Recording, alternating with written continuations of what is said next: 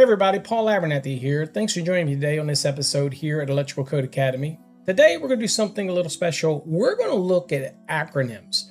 I think anybody that's studying or learning the National Electrical Code, no matter whose educational content you're using, you're going to see a lot of jargon that gets used. And if you're new to the NEC, you're not going to understand it. You're not going to know what the acronyms actually mean. And the reason that they use acronyms is to reduce the repetition of long, tedious technical terms and tries to break it down a little bit. But again, if you don't understand acronyms or what they're used for, then it can get quite confusing. So in this video, it's not going to be so exhaustive that we go over the technical aspects of every acronym.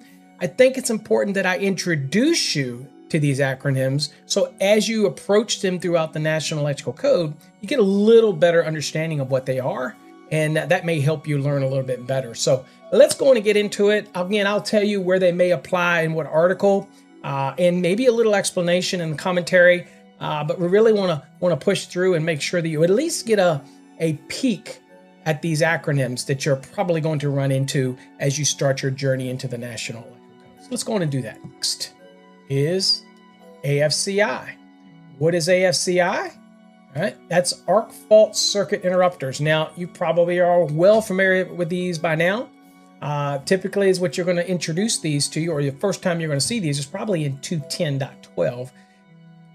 Next is the AHJ, authority having jurisdiction. You're going to see this many times throughout the NEC, and it's going to say approved by the AHJ, and that's who does the approval. Next, GFPE, not to be confused with GFP throughout the code or GFCI. GFP is an all-arching ground fault protection. It kind of covers an overarching. And then underneath that, you have GFCI. Well, you have GFPE, which is ground fault protection. And just like it says, it's for equipment. It's not to protect people. GFPE is equipment protection. And you're going to see that used various locations in 215, 230, 240, even 555 for marinas, things like that. You're going to see GFPE that you're going to have requirements. And I just want to make sure, because I see this all over the internet, the use of various terms inappropriately, or not the right way. I shouldn't say inappropriate. Not the right way, because it can be misleading in how it's used. Remember, the code's making a direction. For example, up in 680, it says GFP a lot. That doesn't mean it's GFPE. It's just an overarching term. And then underneath that would be like a GFCI. Next is FPGFCI. And if you have watched the video series that me and Vince Delacroce did over on Fast Tracks Tube or Fast Tracks TV, we have a new episode coming out every week. I think part 1 is out now. These are the special purpose GFCI devices that are designed for higher voltage, whereas the normal Class A or Type A GFCIs are 150 volts or less to ground. And then you have these voltages that could go over that, and it starts to move into where you need some special purpose GFCIs. And you have type, Class A, and then when you get into these special purposes, you'll be in Class C, D, and E type of these special purpose ground fault circuit interrupters, right? Depending on, again, the voltages you're dealing with. Next is WPT. This is wireless power transfer. This is very familiar to many people. It's basically, you know how your phone, and you can set your phone and then have it power charge it wirelessly. Okay. This is also going to be picked up a lot in 625 for EV vehicles, where they kind of pull over a pad and it can induce the volt, charging through the pad, and they built it into the floor. That type of scenario. So that's a wireless power transfer, WPT.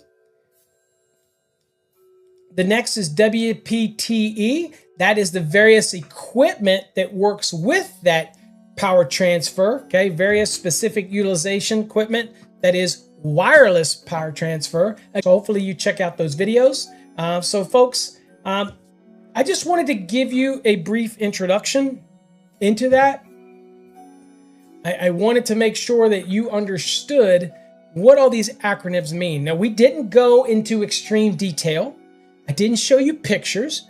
I just want you to walk away from this session understanding the acronyms, know that they're in Article 100 for the most part, and give you a little bit of something that you can pause, go back and watch this video, pause it.